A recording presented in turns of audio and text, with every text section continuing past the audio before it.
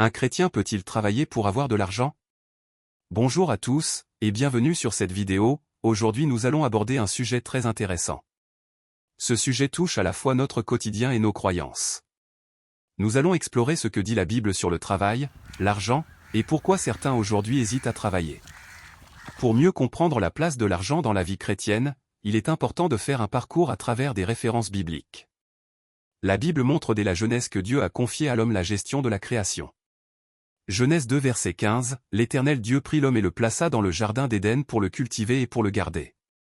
Donc, le travail est une manière d'exercer notre responsabilité, d'utiliser nos dons pour subvenir à nos besoins. Par exemple, Joseph, qui travaille fidèlement en Égypte et devient une figure clé de la gestion économique. Genèse 41 versets 46 à 57.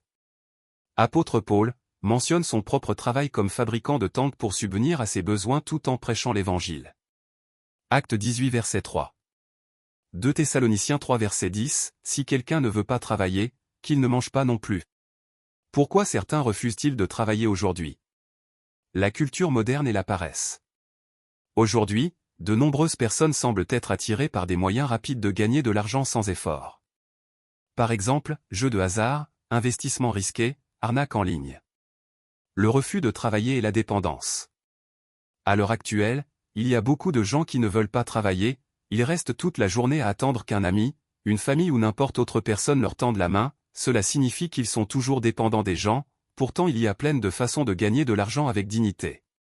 Certaines personnes préfèrent s'appuyer sur les aides sociales ou sur d'autres moyens au lieu de travailler, ce qui peut créer une mentalité de dépendance. Proverbe 6 verset juin 2011 nous enseigne la diligence.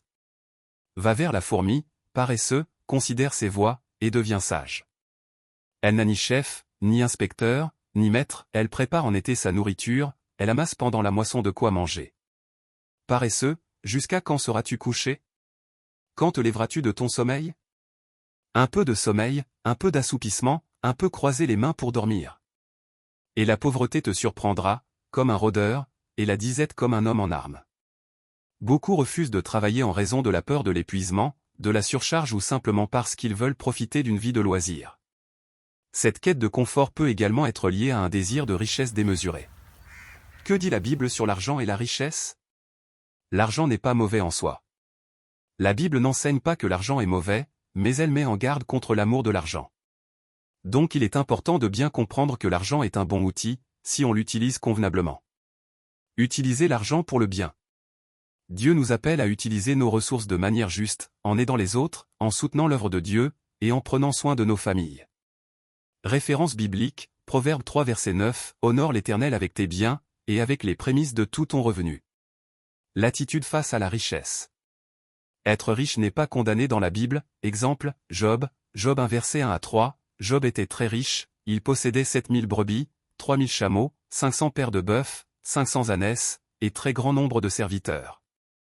Et cet homme était le plus éminent de tous les fils de l'Orient.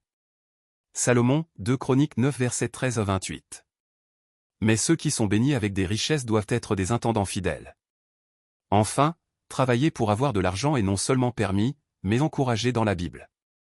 Cependant, il est essentiel de garder une attitude saine face à l'argent, en le considérant comme un moyen de servir Dieu et les autres.